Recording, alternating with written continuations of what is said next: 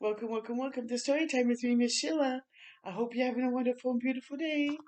Today's story is called Little People, Big Dreams, Jesse Owens. So let's find out about Jesse. Little Jesse was the youngest child of the Owens, a humble family of farmers from Alabama. He was the 10th and the last of his siblings. But when his mother called for dinner, he beat everyone else to the table. Oh, and there he is. At school, no one could catch him. His gym teacher was so impressed that he asked him to join the track team after school. But Jesse had to run to work, repairing shoes and delivering groceries to support his family. Oh, wow. Course, that didn't stop Jesse. He decided to practice in the morning when the sun was rising and everyone was still in bed. He was determined to become the best athlete in the world. You see, there he is stretching. Jesse's first lesson was to imagine that the track was on fire. Even though that wasn't true, it helped him develop his own elegant running style, keeping his feet off the ground as much as possible. So see how he's pretending there's fire and then jumps over it. What a clever idea. He entered Ohio State University, where everybody called him the Buckeye Bullet.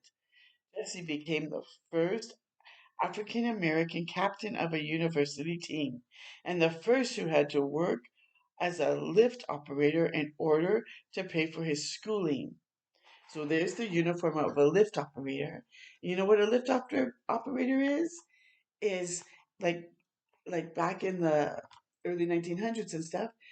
It's the lift was called is an elevator, and they would have somebody um be able to take everybody up to the different floors that they wanted or come back down. So it was an elevator operator, but they called it a lift. Despite Jesse's success on the track, he had to wait for his teammates to take their showers before he could wash himself.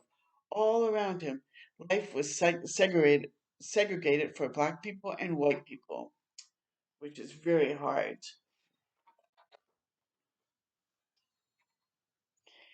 During one single championship, Jesse set three world records and tied a fourth in only 45 minutes. It was one of the most celebrated moments in the history of sports and a good chance for Jesse to prove himself before the Olympic Games. So here it says he did the 100 yards in 9.4 seconds, the 220 yards in 20.3 seconds, the long jump in 8.13 meters, or he jumped 8.13 meters. Whoa! And 220 yards, the low hurdles, in 22.6 seconds. Wow, Jesse! Woo! The Olympics were held in Berlin, Germany in 1936. The country was ruled by a terrible man named Adolf Hitler. Hitler believed that white athletes were superior because they were white. Jesse won a gold medal and stole the spotlight from the Hitler's hateful regime and showed Hitler, nah, we can do it too. Hallelujah. More than 110,000 people stayed to watch Jesse win three more gold medals over the next few days. He was an Olympic hero, the fastest man in history, but still a humble person and happy to hug his toughest rival. Oh. When Jesse arrived home, there was a dinner in his honor, but as soon as he got there, he realized nothing had changed. He could not even use the main doors to reach his own reception because he went back home, back to segregation, which is awful.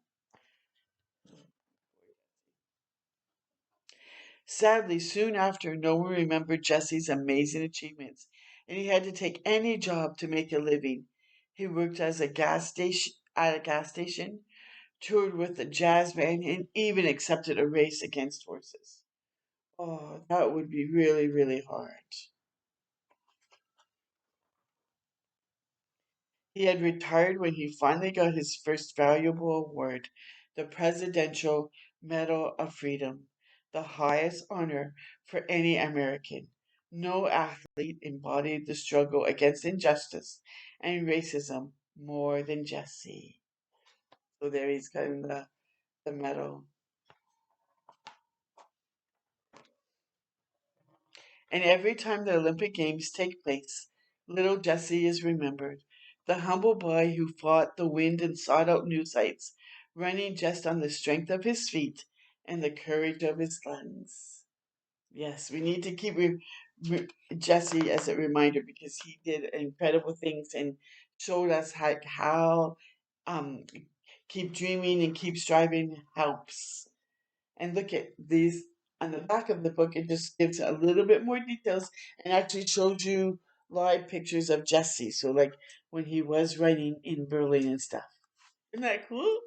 Wow. So, I so hope you enjoyed this story and I hope you remember Jesse. Until next time with me, Mitchell, you keep telling you the great. Bye for now.